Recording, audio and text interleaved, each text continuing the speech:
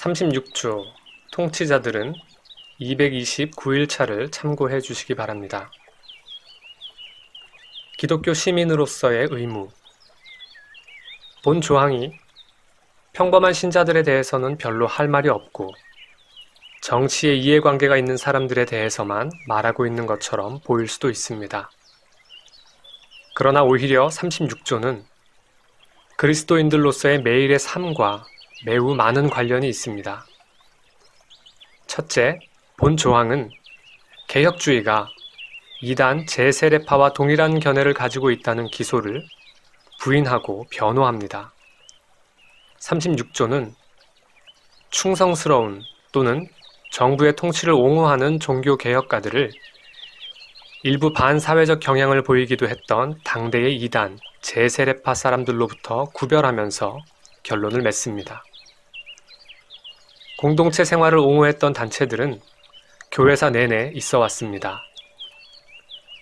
마르크스 공산주의가 죽은 듯 보이지만 사유재산을 모두 없애고 모든 사람들이 모든 물질을 공유하며 함께 살아야 한다고 주장하는 사람들이 교회에는 항상 있습니다.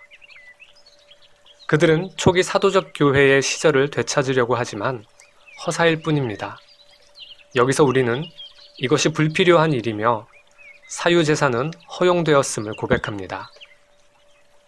둘째, 본 조항은 각 그리스도인이 사회의 올바름과 선한 질서를 바라고 추구해야 한다고 확실히 말합니다.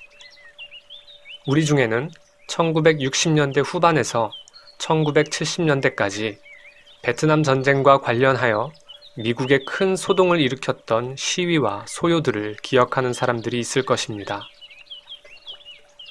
우리 청년들은 미국의 주요 도시들이 당시 전쟁터가 되었다는 사실에 놀랄 것입니다. 디트로이트의 중심부는 연기로 둘러싸여 폐허가 되었습니다. 소요와 반란들이 예상되었습니다.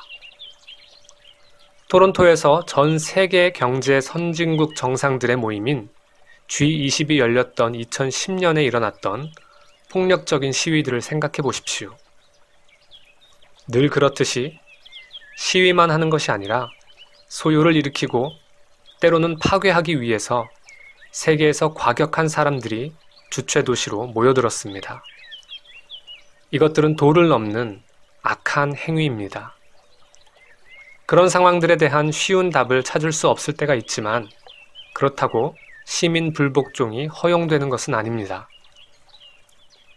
만일 경찰의 만행에 대한 기소가 사실이라면 그것은 유감스러운 일이지만 최소한 어떤 경우에는 무력 사용이 당연하기도 합니다. 로마서 13장에서 바울은 왕에게 복종하라고 우리에게 명령합니다. 흥미롭게도 여기서 복종해야 할 가장 직접적인 대상은 당대의 로마 황제로 그는 기독교인도 아니요 분명 정의로운 자도 아니었습니다. 그렇다면 그리스도인은 정부가 악할 때 어떤 방법을 취해야 합니까? 항상 모든 일에 복종해야 합니까? 이것이 로마서 13장이 가르치고 있는 것입니까? 이는 성경의 나머지 부분을 포함시켜 보다 넓은 문맥 안에서 봐야 할 문제입니다.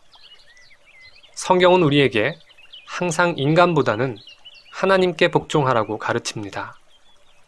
그러나 이 두 가지 충성이 갈등을 일으키지 않을 때 정부가 공공연하게 하나님을 대적하여 행동하지 않을 때에 우리는 그 권세에 복종해야 합니다. 그렇지만 폭정이나 권력 찬탈은 어떻게 해야 합니까? 필요하다면 무력으로라도 그들을 타도해야 합니까?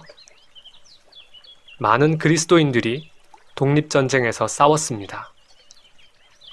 16세기 네덜란드와 18세기 미국도 그런 전쟁들에 참여했고 이 분쟁에 교회가 심히 연루되었습니다. 두 경우 모두 통치자들이 법에 보장되어 있는 백성들의 권리를 강탈했습니다. 두 경우 모두 공개적인 저항은 마지막 수단으로 여겨졌으며 지역의 하급 행정관들이 이 저항을 인도하여 외국의 상급 권세자들을 대항했습니다. 하급 행정관들은 그들에게 맡겨진 시민들을 위해 정의를 보호할 그들의 직무를 진지하게 여겼습니다. 이러한 합법적인 저항의 또 다른 예는 제2차 세계대전과 나치의 경우입니다.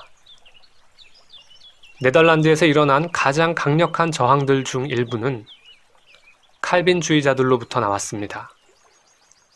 그들은 나치 정권이 합법적인 정부가 아니라 침입자, 강탈자들이라고 믿었고, 따라서 저항이 필요하다면 무력적인 저항까지도 허용되었습니다. 그러나 무장 저항은 극단적이고 항상 끔찍한 방책이며 절대로 가볍게 사용되지 말아야 할 것입니다.